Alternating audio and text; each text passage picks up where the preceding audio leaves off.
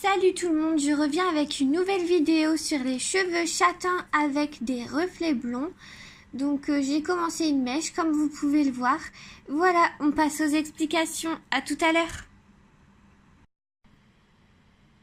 Alors tout d'abord je vais commencer avec un marqueur à alcool. Donc Twin Marker qu'on trouve chez Action.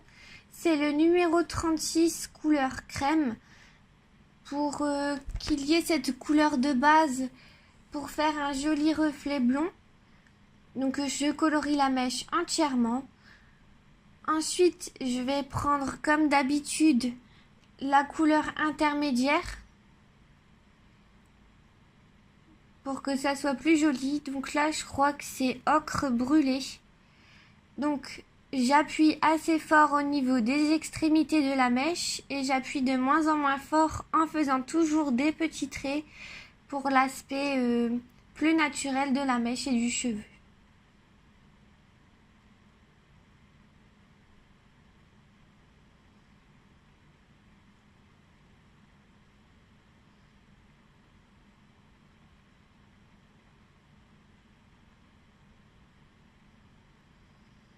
Ensuite, on prend la deuxième couleur, Donc là, c'est chocolat.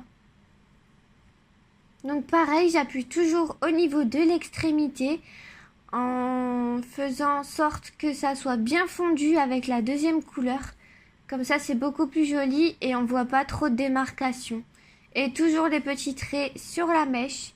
Comme ça fait un effet méché, ça fait plus joli, plus naturel.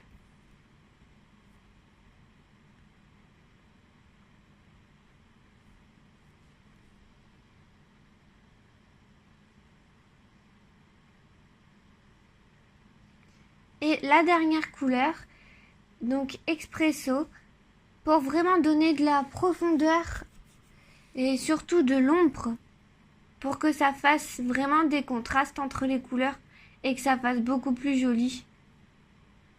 Parce que sinon on ne voit pas la différence entre les couleurs et on ne voit pas forcément le dégradé si les couleurs sont pas trop contrastées. Et ensuite je passe un petit peu de chocolat pour éviter les démarcations.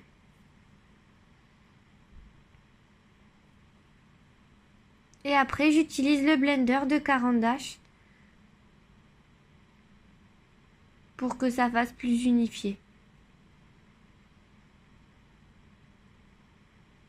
Ensuite, pour la deuxième mèche, donc si vous n'avez pas les marqueurs à alcool d'Action, j'utilise le crayon de couleur jasmin que j'utilise de la même manière que le marqueur à alcool.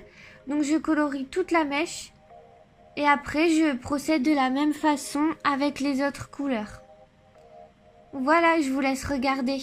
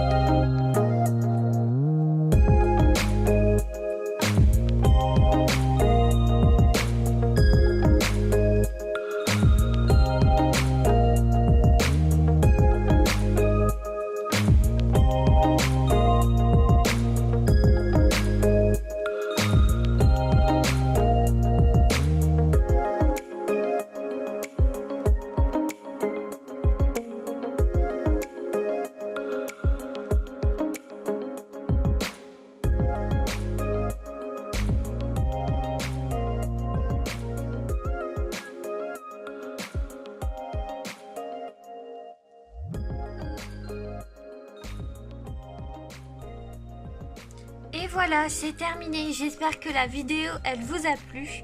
Et surtout, n'oubliez pas, enfin, je le répète encore, mais pour les dessins avec les traits épais comme ici, noirs, je repasse toujours du noir au crayon de couleur parce que, comme là, on voit, j'ai tendance à dépasser. Et puis voilà.